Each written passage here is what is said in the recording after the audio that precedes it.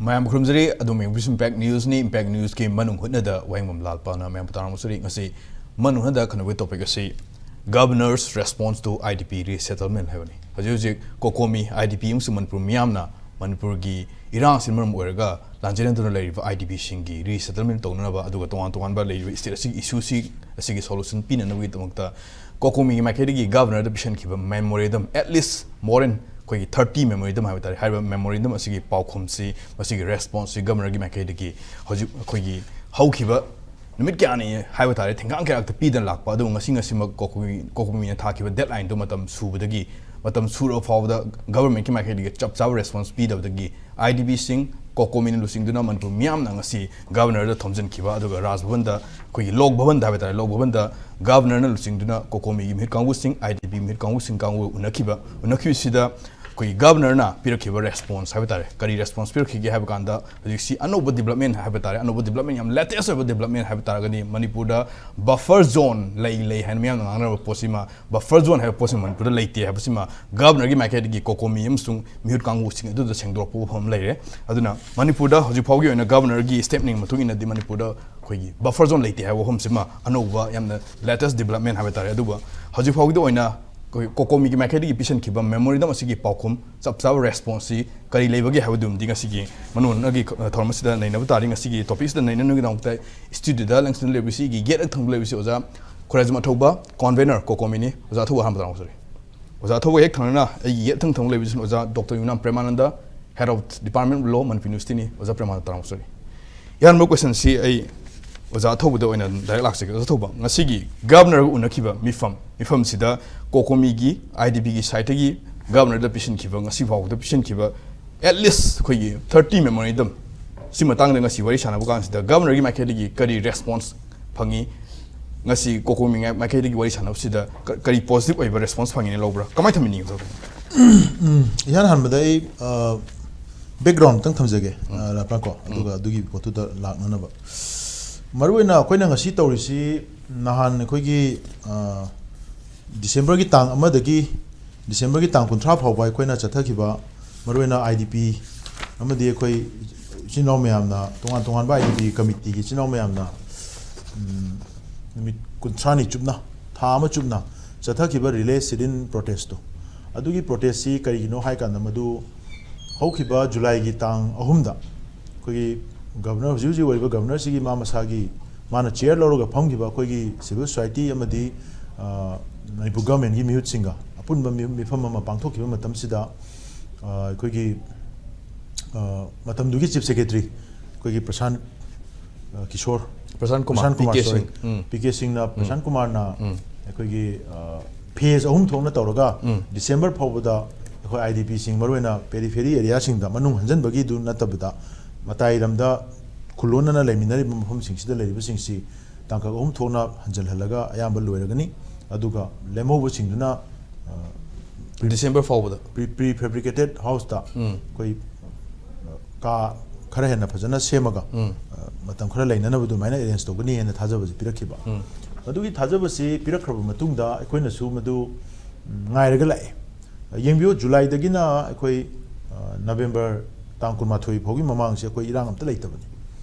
adi maruina sigi agenda sida Mamdi kena the government na paikali ba thabok sing du akoi cooperation pira kanda henna madu conducive environment ma leina na bai damakta akoi tampaki mafam sing dagi akoi maruina akoi khulai paiba khotpa dagi hostile element adagi di communal oiba thabok sing ko adagi di maina khana sunaba adumba khana chenaba kanglup sing da khut thaba khot adumbai thabok se karimta tawdana Imphal si completely akoi sanitize tawraga Imphal si yamna peaceful oiba environment ma leira kanda government paikhala ka doriba resettlement gi amadi peace process ki thabok sida hena mating pangjan na bidom da ko myam ngai ga lai adu sum yenga lakbada July August September October bogsi jim yeng lakko sida progress si masak thokna leibagi mami si yam taraktaba madu taraktingi cherak tu da November gi horukpa dai du da November tangkun ma thoidagi Manipur da Sangai festival tawrani haidana report am tholakpa ada khoi di pura ngakre mandi kena the government gi priority si president rule la isisu ekhoi gi hana leramba popular elected government ki political government adugi magi law and order ki situation kairakpa constitutional crisis lakpa communal tension wangpa amadi madugi situation mayam duna maram oira kanda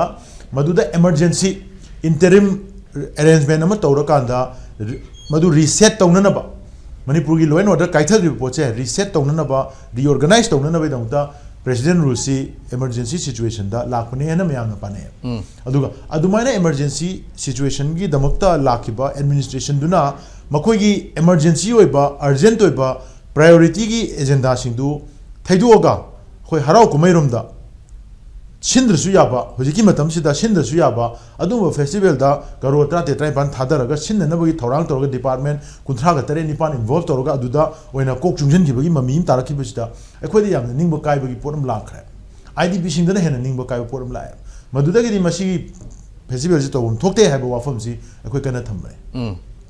Almana Tamaga, Sangai Festival Jacomiamna Corporation P. The Sangai Festival Jimiam Yakitre.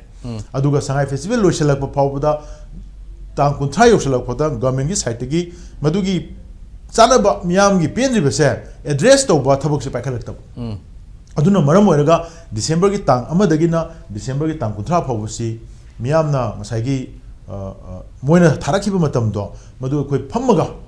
koi ayungdang phammaga sang relief camp sing da sangaga koi relay student protest thama chumna koi wakan mi pham se mafam da phammaga Hariba deadline moina thagi matam si manung da thabo paikhat tabra jo koi yenga panaraga leirasi aduna phamba horokibne madu phamba horopaga iroina na koina tang amadagi horaga ekoi memorandum si Manipur gi governor amadi chief secretary da official ekoi submit tawe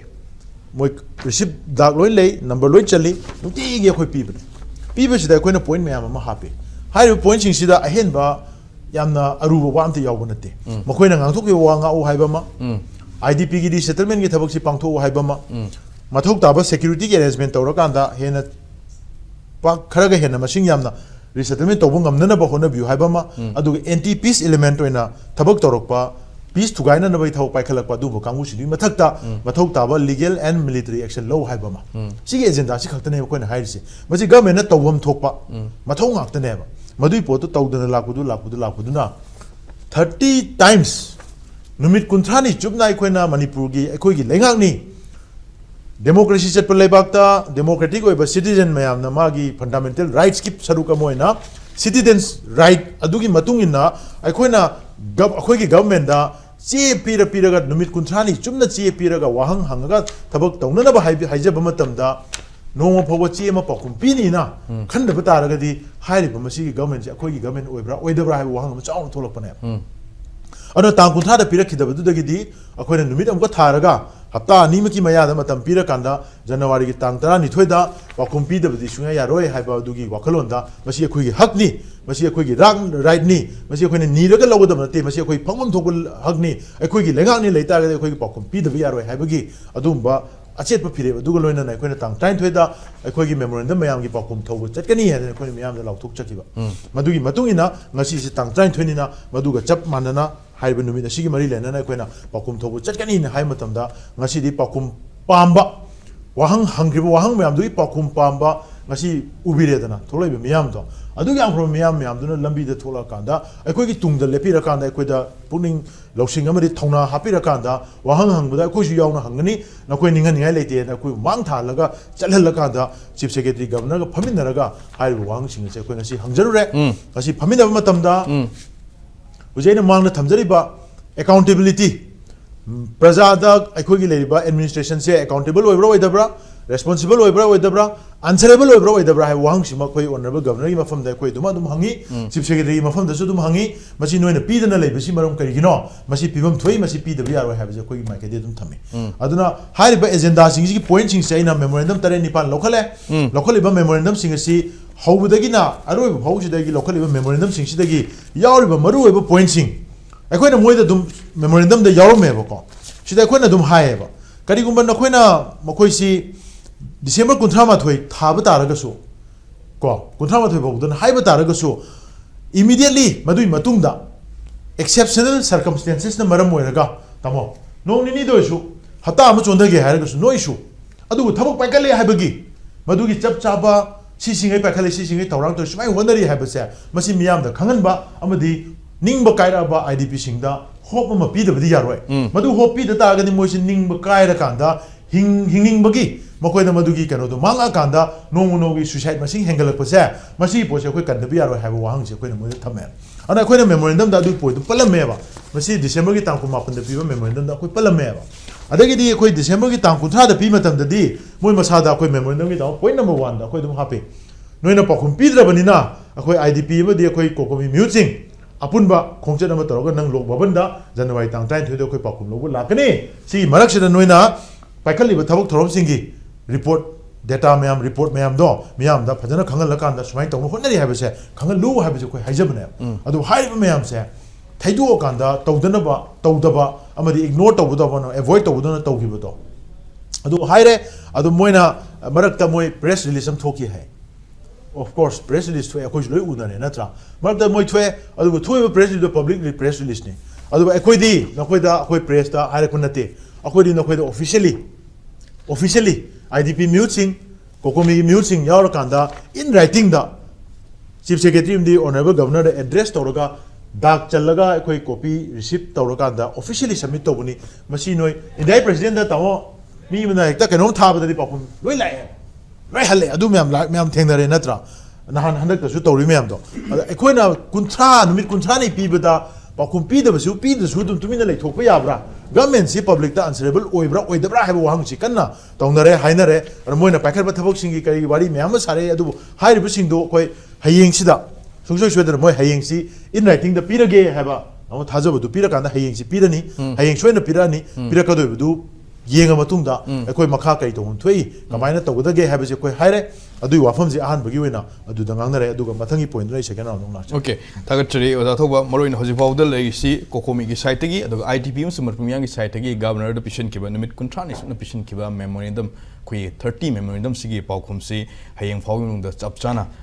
koi government gi site gi pigani hawi assurance am di fire habo hom leire aduna aina makha taw si oza Premananda laksang oza Premananda koi gi leiriba government si public ta answerable oibra public ta paukhum piba yadabra haiba question si mathore adu masigu irona cam accountable oike haiba question nu thore government si kai ignorega 30 days miyam na hangba paukhum gi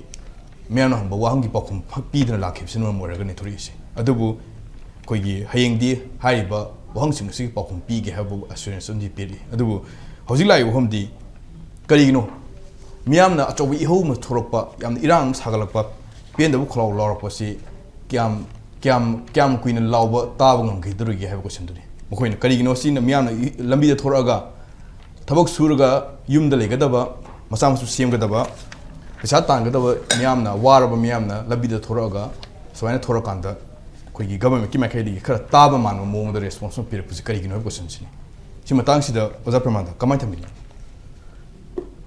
ujiki akhoi yam nungai ko musai akhoi magi mayumdagi tangthopiraba leina ko mathwai hingba isna live isna khoi maruena sendna leiba akhoi internet distress person haire sigi mi singsi sina sorok tholoktana akhoi su adum yawi moi awaba kari kai khoi su adum sia tawjari ada masina swakra tholaga COCOMI na lead tawraga akhoi governor unaraga mamangda akhoi memorandum nukti gi piri ne bako nukti si nungdang wairam piri ni nukti evening da piraga numit tu sit in protest tawre but am peaceful ni sit in protest democratic kanoni struggle ni adu tawraga nukti gi memorandum si piraga December si lang thorok ha su COCOMI na lak thokrabani 12 kano sida January sida governor office tamna chatlaga pakhum logani khotkani highway post lak thokraba potne bako ai khalna si pen budi pen de pen rega su ngasi governor na response khara response to the barbell response ni law dadi koi speaking word flies away written word remains hai ira pi de khoi soya dre law dadi basan ji kemya dre basan na discussion to one different thing ni adu assurance pi ba ai ba ina loi pi tare adu hayeng ai bo ina pirani haidana haire adu khoi yengasi hayeng asi adum kuidre na ko hayeng ni adum potharo ko dum nongala duine ko ꯑꯩꯈꯣꯏꯅ ꯄꯣꯊꯥꯕꯒꯤ ꯋꯥꯅꯤ internal displace ꯄꯔꯁꯟꯁꯤꯡꯗꯤ ꯄꯣꯊꯥꯔꯁꯨ ꯄꯣꯊꯥꯕ ꯈꯪꯄꯣꯠꯇꯦꯕ ꯑꯣꯖꯥ ꯂꯥꯛꯏ ꯀꯣꯏꯁꯟꯗꯤ ꯅꯨꯃꯤꯠ 50ꯅꯤ ꯁꯤ ꯀꯩꯝꯇ response ꯄꯤꯗ꯭ꯔꯒ ꯉꯁꯤ ꯑꯩꯈꯣꯏ ꯁꯥꯎꯅꯔꯕ ꯃꯌꯥꯝꯅ ꯉꯁꯤ ꯎꯅꯔꯀꯥꯟꯗ ꯍꯌꯦꯡ ꯄꯤꯔꯒꯦ ꯍꯥꯏꯅ ꯄꯤꯔꯛꯄ ꯄꯣꯠꯁꯤ ꯀꯔꯤ ꯃꯔꯝꯒꯤꯅꯣ ꯍꯥꯏꯕ ꯀꯣꯏꯁꯟꯁꯤ ꯑꯗꯨꯃꯛꯇꯤ ꯑꯩꯈꯣꯏꯅ ꯍꯥꯏꯕ ꯌꯥꯗ꯭ꯔꯦ ꯍꯥꯏꯕ ꯑꯥꯔꯊꯗꯤ ꯍꯥꯏꯕ ꯌꯥꯏ ꯑꯩꯈꯣꯏꯒꯤ ꯔꯥꯏꯠꯅꯤ ꯑꯩꯈꯣꯏꯒꯤ ꯐꯟꯗꯥꯃꯦꯟꯇꯦꯜ ꯐꯤꯂꯣꯁꯣꯐꯤꯁꯤ ꯀꯃꯥꯏꯅ ꯐꯟꯗꯥꯃꯦꯟꯇꯦꯜ ꯐꯤꯂꯣꯁꯣꯐꯤꯗꯤ ꯂꯣꯗ ꯑꯩꯅ ꯀꯦꯁꯇꯨ ꯊꯤꯕꯅꯤ ꯀꯦꯁꯇꯨ ꯁ꯭ꯋꯥꯏꯗ ꯗꯥꯏꯔꯤꯗ ꯏꯁꯟꯈꯤ ꯑꯗ ꯑꯩꯈꯣꯏꯅ ꯄꯥꯍꯧꯕꯗ ꯊꯦꯡꯅꯔꯤꯁꯤ ꯀꯩꯅꯣ ꯀꯥꯟꯗ ꯑꯩꯈꯣꯏꯒꯤ ꯗꯦꯃꯣꯀ꯭ꯔꯦꯁꯤ ꯆꯠꯄ ꯂꯩꯕ ꯏꯟꯗꯤꯌꯥꯁꯤ ꯋꯤ ꯗ ꯄꯤꯄꯜꯅꯦꯕ we the people the popular sovereignty ꯀꯧꯏ ꯄꯤꯄꯜ ꯑꯥꯔ ꯁꯣꯚꯔꯦꯟꯅꯤ ꯁꯤꯗ ꯑꯗ ꯑꯃꯅ ꯏꯟꯗꯤꯌꯥꯁꯦ ꯑꯩꯈꯣꯏꯅ ꯀꯣꯟꯁꯇꯤꯇ꯭ꯌꯨꯠ ꯇꯧꯔꯤꯁꯤ ꯁꯣꯚꯔꯤꯟ ꯁꯦꯀꯨꯂꯔ ꯁꯣꯁꯤꯌꯦꯂꯤꯁ ꯗꯦꯃꯣꯀ꯭ꯔꯦꯇꯤꯛ ꯔꯤꯄꯕ꯭ꯂꯤꯛ ꯍꯥꯏꯁꯤ ꯁꯤ ꯄꯤꯄꯜꯅ ꯇꯧꯔꯤꯅꯤ ꯑꯩꯈꯣꯏꯁꯤ ꯔꯤꯄꯕ꯭ꯂꯤꯛ ꯑꯣꯏꯔꯦ ꯁꯣꯚꯔꯦꯟ ꯑꯣꯏꯔꯦ ꯁꯤ ꯑꯩꯈꯣꯏ ꯄꯣꯄꯨꯂꯔ ꯁꯣꯚꯔꯦꯟꯇꯤ ꯀꯧꯏ ꯄꯤꯄꯜ ꯑꯥꯔ ꯁꯣꯚꯔꯦꯟꯅꯤ ꯑꯗꯨꯅ ꯀꯣꯟꯁꯇꯤꯇ꯭ꯌꯨꯁꯟꯗ ꯄ꯭ꯔꯤꯑꯦꯝꯕꯜꯗ ꯋꯤ ꯗ ꯄꯤꯄꯜꯅ ꯍꯧꯔꯤꯁꯤ ꯑꯗꯨꯋꯥꯏꯗꯨꯗ ꯑꯩꯅ ꯍꯥꯏꯖꯔꯒ ꯑꯦꯀꯥꯎꯟꯇꯦꯕꯜꯒꯤ ꯀꯩꯅꯣꯁꯤ ꯆꯦꯟꯁꯤ ꯀꯃꯥꯏꯅ ꯂꯩꯒꯦ ꯍꯥꯏ ꯀꯥꯟꯗ ꯑꯩꯈꯣꯏꯅ ꯑꯦꯛꯖꯤꯀ꯭ꯌꯨꯇꯤꯚ ꯑꯣꯏꯅ ꯇꯧꯔꯤꯁꯦ ꯑꯁꯦꯡꯕꯗꯤ ꯕ꯭ꯌꯨꯔꯣꯀ꯭ꯔꯦꯠ ꯃꯌꯥꯝꯁꯤꯅꯦꯕꯀꯣ ꯕ꯭ꯌꯨꯔꯣꯀ꯭ꯔꯦꯠ ꯆꯤꯐ ꯁꯦꯀ꯭ꯔꯦꯇꯔꯤꯒꯁꯤ ꯕ꯭ꯌꯨꯔꯣꯀ꯭ꯔꯦꯠꯅꯤꯗꯅꯀꯣ ꯃꯣꯏ ꯃꯌꯥꯝꯁꯦ ꯗꯦ ꯑꯥꯔ ꯑꯦꯀꯥꯎꯟꯇꯦꯕꯜ ꯇꯨ ꯗ ꯃꯤꯅꯤꯁꯇꯔꯗ ꯑꯦꯀꯥꯎꯟꯇꯦꯕꯜꯅꯦꯕ ꯑꯗꯨꯒ ꯃꯤꯅꯤꯁꯇꯔꯁꯤꯅ ꯑꯃꯨꯛ ꯑꯦꯀꯥꯎꯟꯇꯦꯕꯜ ꯇꯨ ꯗ ꯑꯦꯁꯦꯝꯕ꯭ꯂꯤ ꯍꯥꯎꯁꯇ ꯆꯞ ꯃꯥꯟꯅꯩ ꯁꯦꯟꯇ꯭ꯔꯦꯜ ꯂꯦꯚꯦꯜꯗꯁꯨ ꯌꯨꯅꯤꯌꯟ ꯂꯦꯚꯦꯜꯗꯁꯨ ꯑꯗꯨꯅ accountable two assembly assembly is accountable to ꯗ ꯄꯤꯄꯜꯅꯦꯕ ꯁꯤ ꯑꯩꯈꯣꯏ ꯗꯦꯃꯣꯀ꯭ꯔꯦꯁꯤꯒꯤ ꯆꯦꯟ ꯑꯣꯐ ꯑꯦꯀꯥꯎꯟꯇꯦꯕꯤꯂꯤꯇꯤꯅꯤ ꯁꯤ ꯀꯅꯥꯝꯇ ꯍꯤꯗꯣꯛ ꯌꯥꯄꯣꯠꯇꯦ ꯁꯤ ꯁꯨꯄ꯭ꯔꯤꯝ ꯀꯣꯔꯠꯅ ꯁꯤꯟꯅꯕ ꯊꯝꯈ꯭ꯔꯕꯅꯤ ꯕ꯭ꯌꯨꯔꯣꯀ꯭ꯔꯦꯠ ꯀꯥꯡꯕꯨꯁꯤꯅ accountable to minister accountable to the assembly or accountable to the people अद हौजिक्ति प्रेजेंट रूल लेरिबने 356 है सी लेरिबनिना 356 एखोइन हाइजखिबदो state government can not be carried on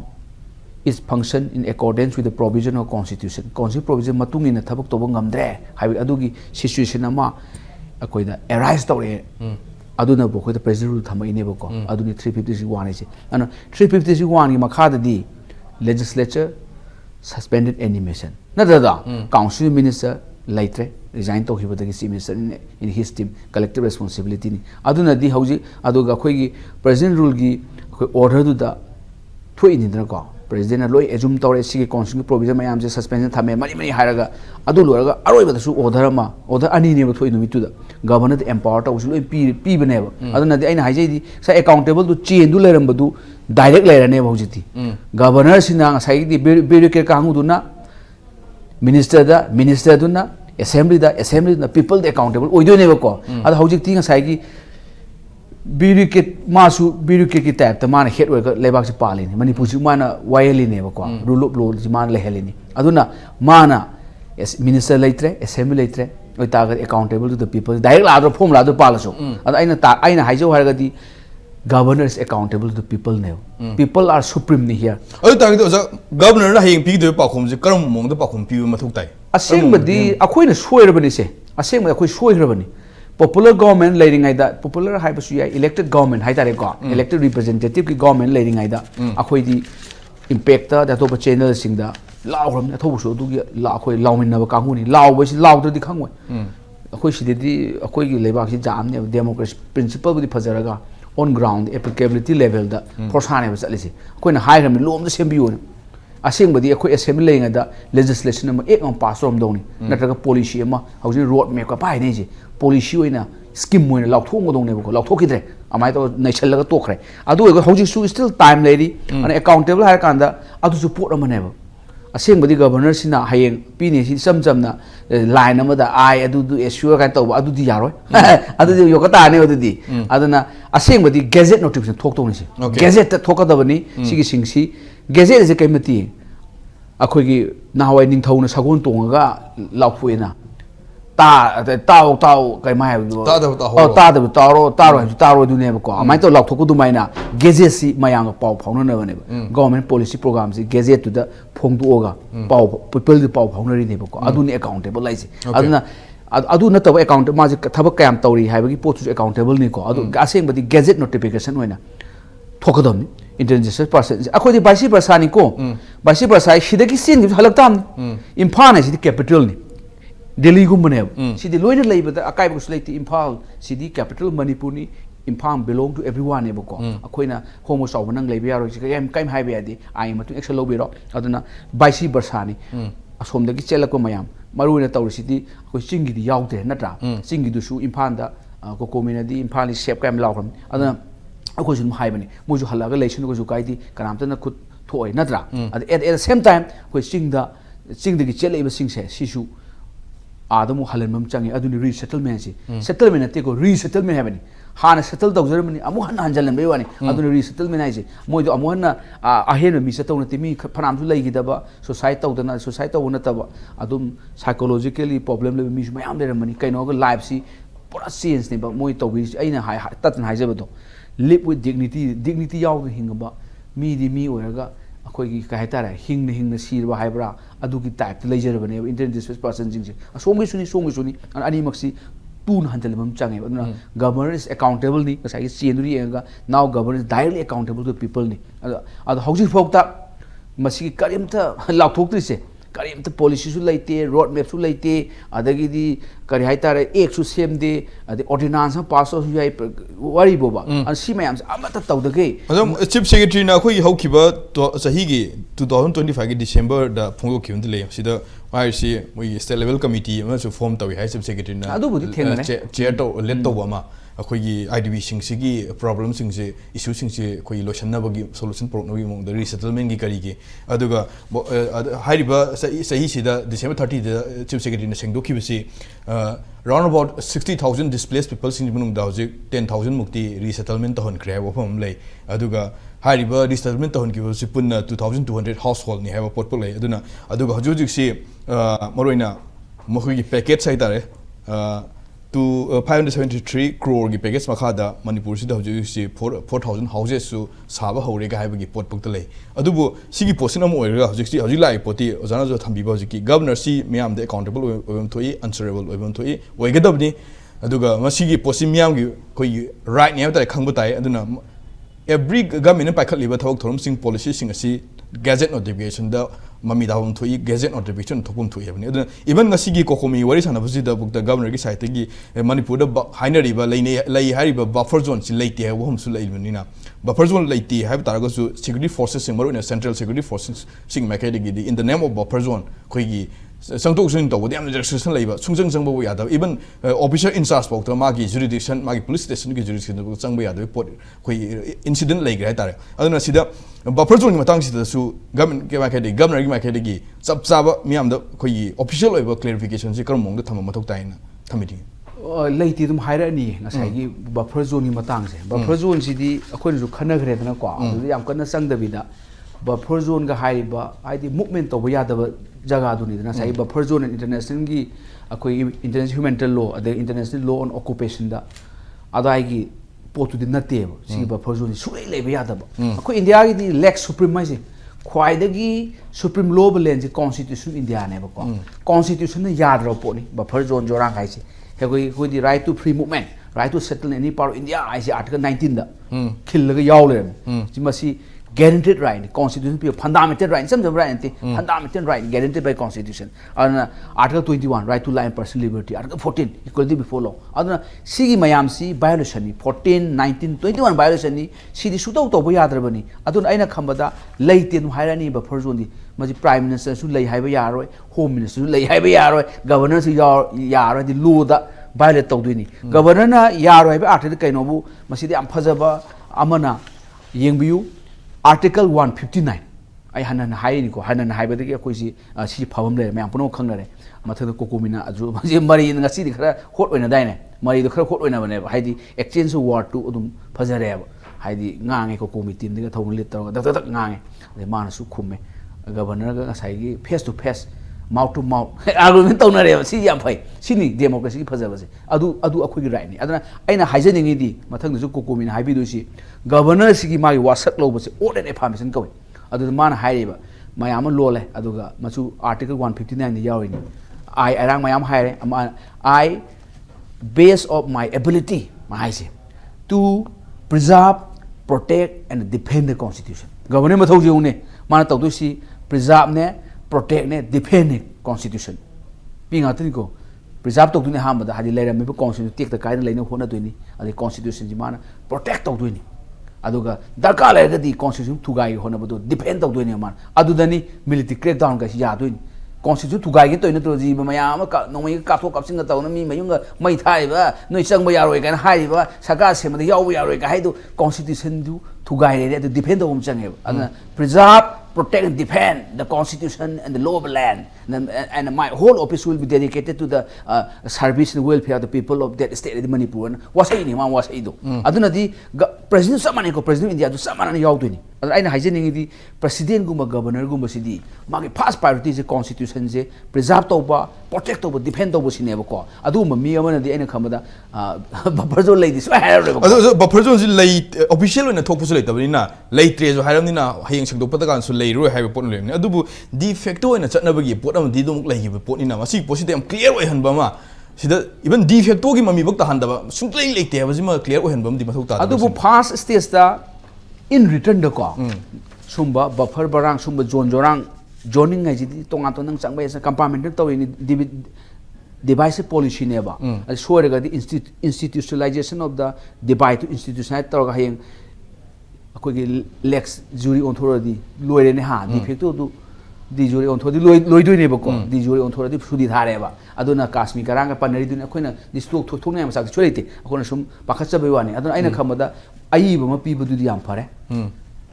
But for so late, and lock toxin pass step where next day, later Vanina, Sangan low on the Tata. But for so late, hiding of COCOMI Magi, reasonable, where also all citizens of India treat as equally as the other citizens of the other part of India, Sinebo, Kashmir, the West Bengal, the Jharkhand, the Chhattisgarh, Mayam, Samana, sing the Kate, sing Tama. India, sing little Lamukele. Maida Pradesh sing, Uttar Pradesh sing, Jharkhand sing, Chhattisgarh sing, Kerala sing, in Laiban, India, Adu sing to Sapayada, which another city. A coach Salu, Kerala, the Munna Moranga, Kakalu. What you will pre, oh, but Basa, what you guys are or Nasal Tagoli. What you, am I talking to Coach Salo, pre-assessed our law, pre, Adu Berala, do the constitution. Depend on when a Pazada Bolonda, the highway of Bolonda, the military crackdown, Upashulity. Sat Payada, but person to late Hayani, Aham the late in High Loboco. Next, later Banina, which Sanzer against Sakantare. Otherwise, in Hajisi, Kanamtana, Lambi set Pada, Mapom the Sangi Habata, Tingbagi Lu, the Latiko. I am knowing in a Akoi nonimmunity, I is Samisanda, Akoi honorable MP book, Sambayate, Natra, Puliski, Gasagi, Opesa in Sasu, at the Hinjanyadri. I Moin hangover, Karigino, Yadis, Hangum Sang, Kanam the Hangdioko, Sambayadri had oh Yadabra, Harga, Nanga, Kanum to Sartopon, why Kadosan Yadin, Hangadon, Hangu Hangi, Nakoin, and Avimona Kain Hangiko, Arte, Taihani, although I'm hiding the Kadawasang Mayadin or Moyim to Exlum Sang. Police Suna, I'm with Pound Sang, Eres Loot Wennesbrow. I in Saki have the Adu, a sing with the Madu,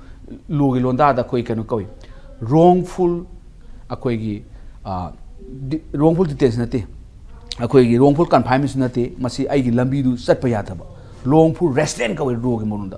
wrongful restraint, I have the right to move on that particular way. Okay.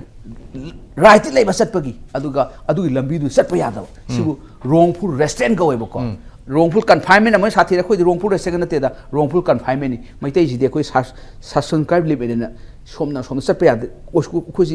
this is called wrongful confinement. Because wrongful confinement is very, very dangerous, heinous crime. The city, the humanitarian law, the higher city, war crime, the city, crimes against humanity. We cannot move beyond sexual limit. Limit to the Henya, the Shamasharang, so I think Henya de Nakoja, Makimukta, wrongful confinement. I do how to the Ozabi Molna, police to na, my matata, army to matata, wrongful restraining case in Tadone. Kashmir Thai, Bim Singuna, the Saketobo. Bim Sing, Saketa with the army, police, and Bim Sing as Madi, MLA over, Jammu Kashmir, MLA, member of the assembly of Jammu Kashmir, Madu Sat assembly session Yauge, Sat Pad Tinguba, army, police, Kana, Mana Kashmir High Court, the Supreme Court, Article 32 Makala case Tagamana. You are obstructing the person who has the right to weigh on that particular direction. I go, Adu Satpayade, wrongful restraining, convention pew, Adu Ting mission, Excel, Supreme Court right.